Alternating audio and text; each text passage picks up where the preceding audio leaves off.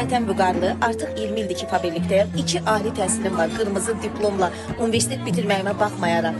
Bir neçə dövlət strukturlarında, hətta Kadınlar Şöbəsinin müdüründən tutmuş, orta məktəbdə 14 il müəlliməlik çalışmama baxmayaraq, fabrikdə 2017-ci ildə brilliant direktor statusunu təsdiqləmişəm və bütün ailəmi fabriklə təmin edirəm. Mən Cabbarova Əminə, 25 ildir fabrikdə işləyirəm. Özüm ekonomistim, narkozu qutarmışam, ministerstvoda işləmişəm, Mineftekinkomda, Boskomnefteprodukta. Bu gün mən fabrikdəyəm, həyatımı dəyişmişəm. Və vərəsə kimi uşaqlarıma biznes qoyuram.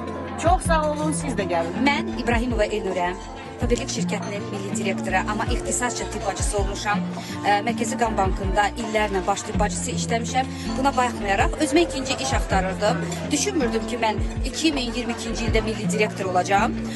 Belə alındı ki, özüm üçün keyfiyyətli məhsul alıb, indinin özündə 21 gündən bir 7000 pul alıram. Mən Gülün Hüseynova, Fabriklik şirkətinin 2018-ci ildə təsdiqlənmiş proqram direktoru.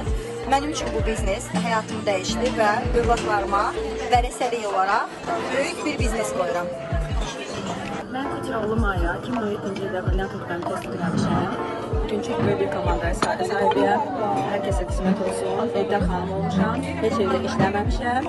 Ailəli, uşaqlı xanım başqa nə işlə məşğul ola bilərdi?